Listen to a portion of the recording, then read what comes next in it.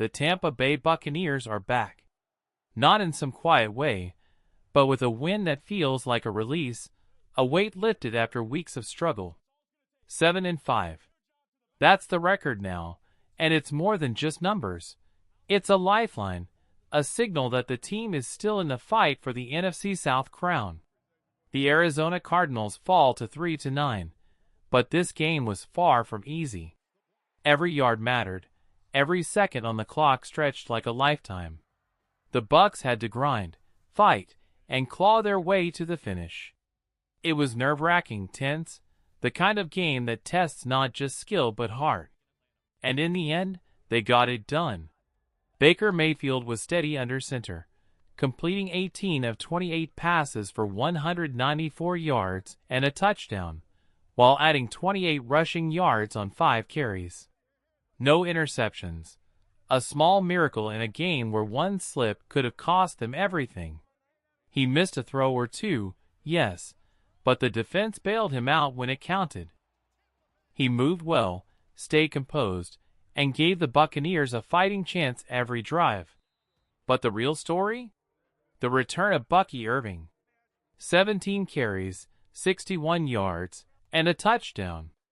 Add 2 catches for 20 more yards, and suddenly the offense had life again. It was like the team had been waiting for him all along. His presence opened lanes, gave Mayfield more options, and lifted the tempo. Rachaad White and Sean Tucker contributed, but Irving was the heartbeat, and the offense felt alive with him on the field.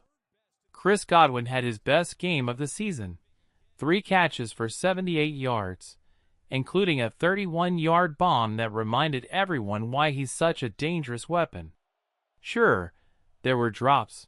Godwin had one in the end zone, and Emeka Egbuka also had one, but the flashes of brilliance far outweighed the errors. Even Tyler Johnson's quirky 2-yard touchdown catch brought a moment of joy in a game that could have felt tense throughout.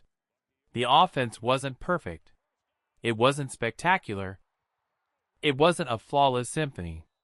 But it was enough. Enough to get the win. Enough to reclaim a bit of confidence.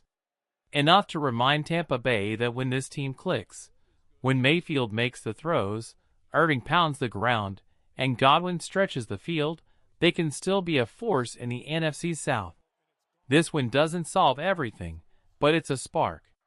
And after the grind of this season, sometimes a spark is all you need to start a fire. It wasn't a perfect performance. In fact, calling it just okay might be generous.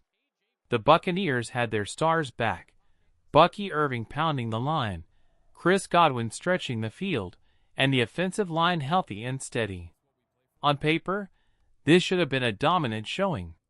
On the field, it felt inconsistent, clunky at times, like the offense was still finding its rhythm.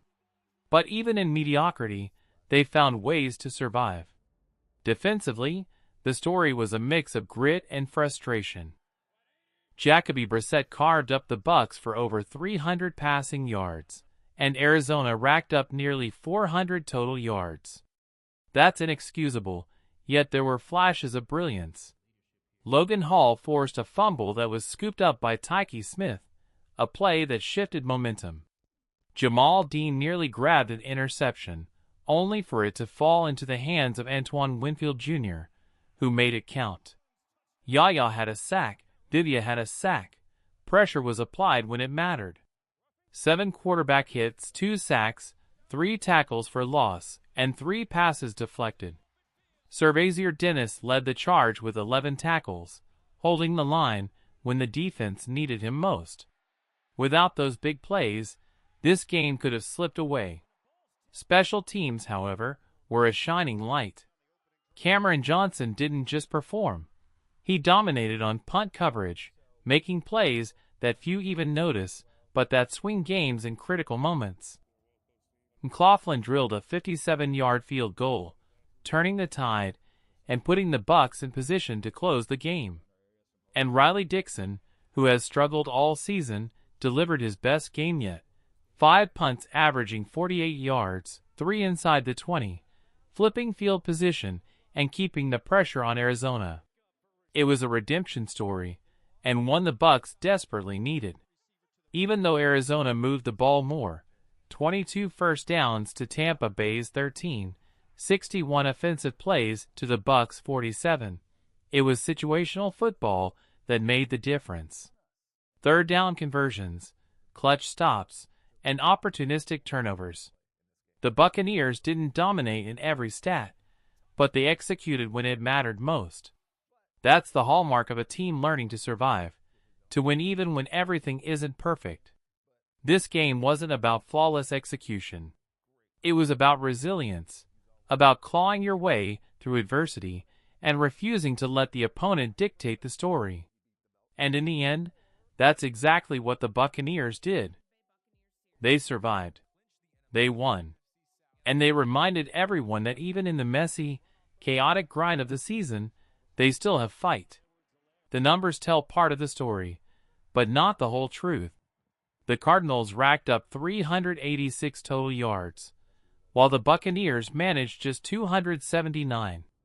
On paper, it doesn't look pretty. It doesn't scream dominance. With all the pieces Tampa Bay had on the field, you expect more. You expect crisp execution, sharper play calling, and fewer mental mistakes. 5 penalties for the Bucs, for the Cardinals. Small numbers, but enough to make the difference in a game this close. Turnovers became the deciding factor. The Buccaneers didn't give the ball away once. The Cardinals? 2 crucial turnovers that swung momentum and ultimately tilted the field in Tampa Bay's favor. In a game where every yard mattered, those takeaway plays weren't just helpful, they were decisive. At the final whistle, the Bucs emerged 7-5. Not a clean, dominating performance. Not a game for the highlight reel, but a win nonetheless. Scrappy, gritty, messy. Yet somehow, in the chaos, Tampa Bay found a way to push through, to survive, and to take a step closer to reclaiming their confidence. Maybe this was the spark they needed, a reminder that even in the funk of the season, they can still grind out a victory. That fight, that determination, is what this team will need as the playoff push intensifies. The pieces are there. The talent is there. It's about bringing it together, executing when it counts, and stringing together the momentum that could make the NFC South race theirs to control. At the end of the day, it's a win, a relief, a reminder that Tampa Bay still has fight left in them. And sometimes, that's enough to keep hope alive.